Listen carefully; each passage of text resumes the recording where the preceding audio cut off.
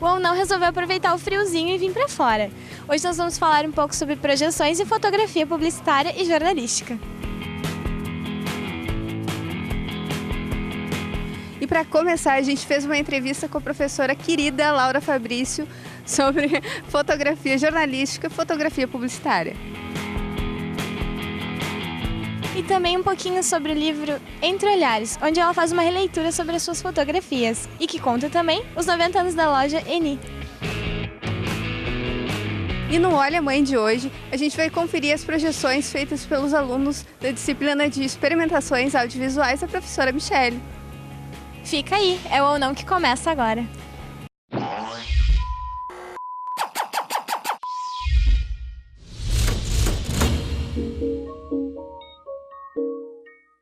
Todo mundo sabe que é meio clichê falar que uma imagem vale mais do que 1000 palavras, mas sabe que isso é pura verdade.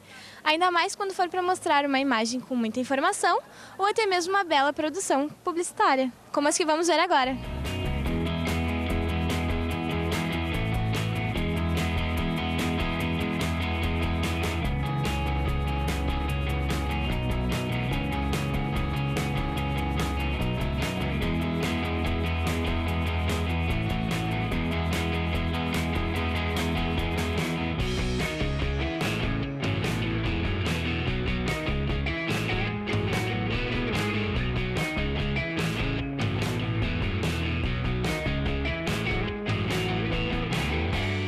Mas para falar sobre fotografia publicitária e jornalística, a gente chamou a professora Laura. Confere aí a entrevista.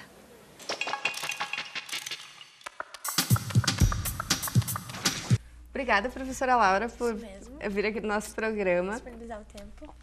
Então vamos começar perguntando, né? Tu pode falar um pouco sobre as diferenças e semelhanças que tem entre a foto jornalística da foto publicitária, porque tem muita gente que até hoje não sabe diferenciar uma da outra. É verdade. E cada vez mais vai ficar difícil de fazer essa diferenciação, porque existe uma essência de cada uma das duas, embora ambas do campo da comunicação, que resguardam as suas características particulares assim, e essenciais. Então, uma fotografia jornalística, ela serve para informar tanto quanto uma fotografia publicitária. Mas uma fotografia jornalística pura, na sua essência, ela não é pré-elaborada, pré-concebida, organizada, não se mexe no cenário, não se mexe na composição, né? Enquanto que a fotografia publicitária, tu monta e pré-concebe ela completamente.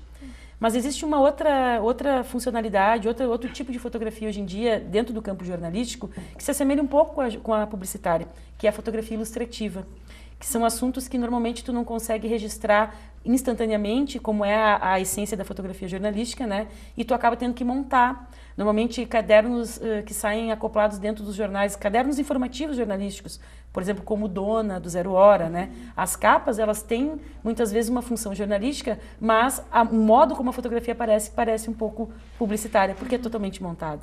Então fica muito difícil, às vezes, de ter uma diferenciação. Mas a essência da fotografia jornalística e a essência da fotografia publicitária, elas guardam, cada uma delas, suas particularidades, né? Ambas servem para vender uma informação, para informar, para uma ideia, mas são atividades completamente diferentes, né? Uhum. E sobre o projeto Entre Olhares, podia falar um pouco pra gente, como é que surgiu, enfim? Então, esse projeto, na verdade, não foi uma preposição minha para a Fundação Eni, antes, pelo contrário, foi um convite deles para mim.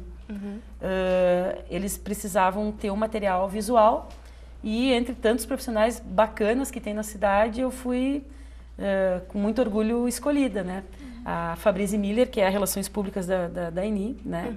E que também trabalha junto na Fundação Eni, me convidou para que eu fizesse releituras de várias décadas passadas de Santa Maria e de outros fotógrafos sobre a cidade. Então foi um trabalho muito bacana, que no livro, que está muito bonito, não saiu tudo, obviamente. Eu produzi um acervo de mais de 2.000 fotografias, entre fotos inteiras dos prédios e de ruas e também recortes, né? Então eu tive uma liberdade de expressão muito bacana para fazer esse trabalho. E para mim foi um orgulho. Eu não sou de Santa Maria, eu estou há 12 anos aqui. Sim. Então eu sinto que eu contribuí com aquilo que é a minha vida, que é a fotografia, com a cultura da cidade. Então foi maravilhoso fazer esse trabalho, está repercutindo, o livro está sendo, ele é gratuito, né, uma distribuição gratuita, e está sendo distribuído para outros lugares, outras cidades, inclusive a Fabrício comentou que está indo para outros estados, São Paulo, Brasília. Então as pessoas querem saber de Santa Maria. Santa Maria está muito no foco, né? Infelizmente, por uma questão negativa, que foi o acontecimento do ano passado, em função da Kiss. Então as pessoas parecem que estão esperando ver a cidade se reestabelecer, né? Se reinventar. E essa é uma forma, né, de mostrar o que tem de bom aqui na cidade, e eu pude participar desse trabalho. Das cenas que tu captou, tu notou muita diferença na atualidade? E se tu tem alguma foto que foi tua preferida, assim? Olha, o material que eu fiz essa releitura, as fotos antigas, tem materiais muito bacanas, lindos, assim. E sim, teve em alguns determinados lugares os prédios ou a direção das ruas não são as mesmas. Acampamento mesmo, ela é uma rua que a gente vai, por exemplo, daqui, onde está da Unifra, para lá, né? Daquela direção, naquele sentido.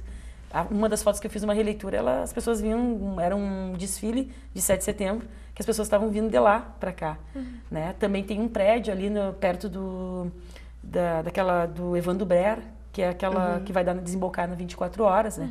Aquele prédio, ele não existe mais. É um outro prédio que está lá naquele lugar. Então, não é só uma releitura, como mostrar o que acontece hoje em dia, né? As diferenças e tal. Olha, fotografia, quaisquer que sejam, são todas muito lindas nas suas particularidades, né? E fotografia de arquitetura e urbanismo é uma das coisas que eu gosto. Eu confesso que eu não tenho uma preferida, mas quando eles me deram a liberdade de fazer recortes dos prédios, tem um recorte em especial que eu fiz, que eu peguei aquele prédio que está na Venâncio com a Rio Branco, que tem uma farmácia 24 horas embaixo. E eu fiz um recorte em que eu peguei os fios da rua de luz em primeiro plano, cruzados, e um recorte da janela em segundo plano. Ficou particularmente muito bonita aquela foto. Mas é um recorte, né? E é muito importante ter participado. Memória é uma... não há outras maneiras, ou melhor dizendo, não há uma maneira tão forte de manter a memória do que através da imagem. E como a fotografia é a imagem mãe, então sempre quando se pensa em fazer um trabalho como esse, se pensa, obviamente, em primeiro lugar em fotografia. Então isso tem tudo a ver com o meu dia a dia, tem tudo a ver com o que eu faço aqui dentro da Unifra, tem a ver com o laboratório que eu coordeno, que não é só um laboratório físico, é um laboratório que a gente trabalha com alunos voluntários, tanto de jornalismo quanto de publicidade, mantendo a memória da instituição. Quer dizer, é um trabalho que eu fiz fora daqui, mas que prolonga exatamente a minha atividade cotidiana aqui dentro. E que eu amo fazer. Fotografia é demais, fotografia é minha vida. É fantástico, né, trabalhar com isso. E ter colaborado, então, nesse projeto foi demais, porque eu me sinto assim, poxa, colaborei com a cultura da cidade. Verdade. Então tá, professora, muito obrigada pela entrevista. Eu que agradeço. A presença. Agradeço a oportunidade. Mesmo. A gente que agradece. Parabéns pelo trabalho também. Obrigado, né? Um trabalho que não é bom. meu, né? Isso é importante. Tem essa garota lá, Luísa Reisbart, que trabalha dentro da Fundação ENI, com a memória. Ela está fazendo mestrado em Patrimônio Cultural na UFSM e ela que levou essa proposta para o seu guia Isaías, desculpa, e dali surgiu a possibilidade de eu participar com fotografias, que foi muito bom. Então tá certo. Obrigada. Obrigada.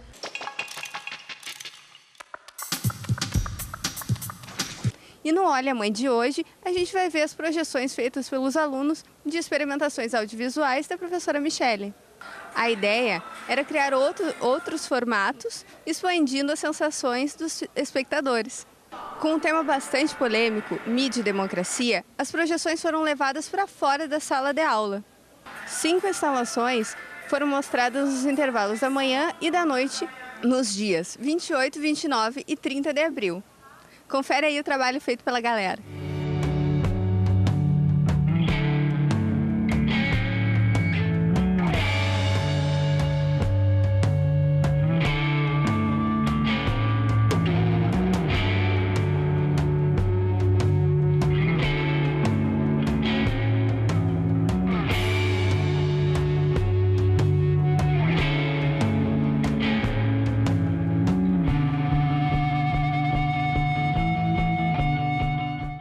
Achando da ação que o pessoal desenvolveu aqui? É muito legal, eu adorei a ação de segunda de noite. Qual que era? Era a minha. Qual é o sentimento? O que isso desperta em ti? Assim, eu acho que o tema proposto pela Michelle foi muito legal, que é um tema que tem sido debatido muito atualmente, de mídia e democracia. Então é uma coisa que dá pauta para vários outros assuntos. Eu achei ela muito interessante pelo final dela ter pessoas participando, isso, e contribuindo com a ideia. E o que tu sentiu vendo o vídeo? Qual foi o sentimento? Eu acho que, sei lá, um sentimento de vontade de fazer alguma coisa boa, tipo, de fazer algo pelo próximo, que isso é como se isso fosse gerar uma reação em cadeia. Tu que organizou essa ação que a gente acabou de ver, né? Sim, isso é um trabalho para a cadeira de experimentações audiovisuais, que a gente tinha que produzir um audiovisual artístico, né, que era com a intenção de provocar alguma sensação no público. E como foi desenvolvido? Tipo, vocês foram atrás de atores? Porque eu vi que tinha gente ali também. Sim, a gente decidiu qual seria o tema, que a gente mostraria conflitos mundiais e os conflitos que a gente tem, né, que a gente passa no dia a dia. E aí fazer esse contraponto. E aí, claro, a gente tem que ver os atores, figurino, né, tudo isso, toda a produção. E tu sentiu essa participação do pessoal que estava assistindo, nesse sentimento que vocês quiseram passar? Olha, eu espero que sim, né? Pelo menos foi a nossa intenção e eu acho que a interação com os atores foi o que realmente é o ponto maior assim do trabalho. Bom, galera, a gente congelou aqui. A gente vai acabar o programa. Mas antes a gente queria mandar um abração pro Alex, que teve a Clarinha hoje, por isso não pode aparecer. E é isso. E agradecer ao Arthur. Filma tu aí, Arthur. Arthur não gosta de aparecer.